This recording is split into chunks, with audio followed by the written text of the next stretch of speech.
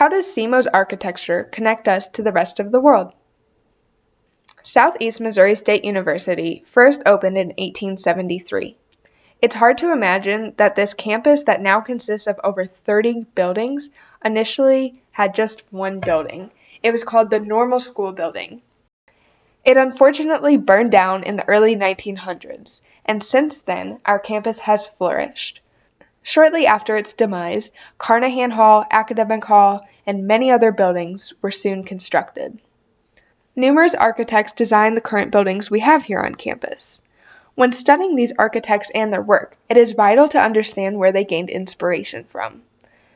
SEMO's architecture connects us to the rest of the world. We gain inspiration from different countries centuries and centuries ago.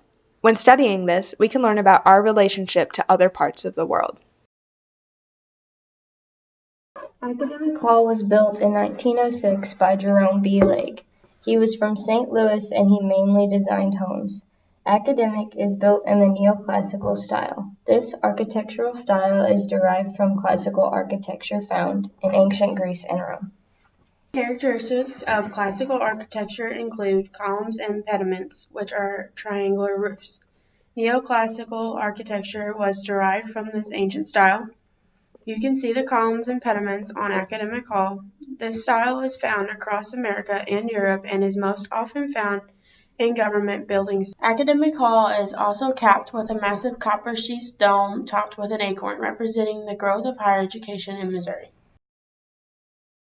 Kent Library was built in 1939. It was a public works administration project. PWA was a program created by Franklin Roosevelt in an effort to reduce unemployment. It was originally designed in the neoclassical style, but underwent renovation in the 1960s. It was redesigned in a modern architecture style. Modernism was heavily driven by Frank Lloyd Wright, an American architect who designed over 1,000 buildings. His most famous works include Falling Water and Guggenheim.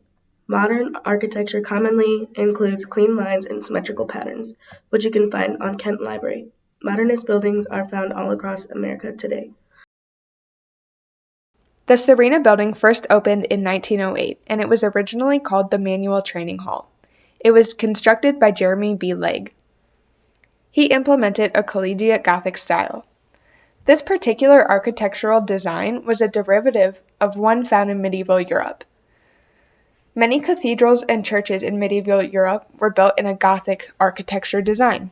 Typical characteristics of Gothic architecture included tall pointed arches, ribbed vaulting, slender columns, and exuberant stonework.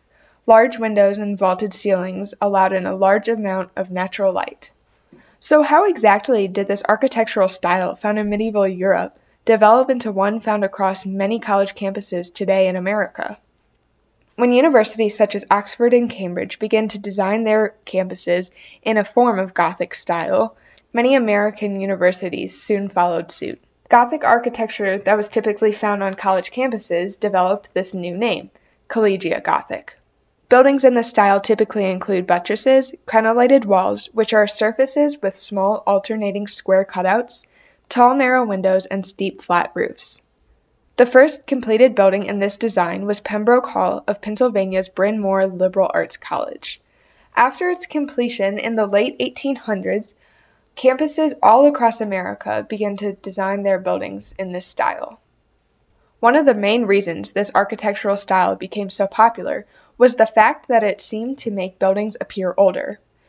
When Woodrow Wilson was interviewed over his precedence of Princeton University, he commented, "By the very simple device of building our new buildings in the Collegiate Gothic style, we seem to have added 1,000 years of history to Princeton."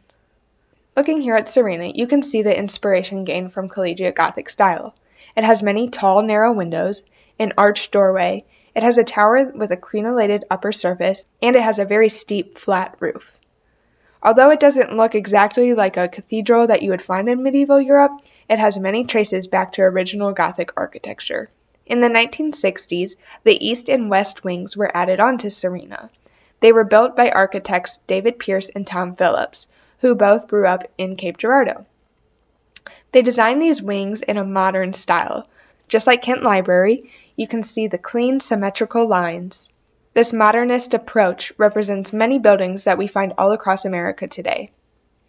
The Serena building really encompasses two distinct styles.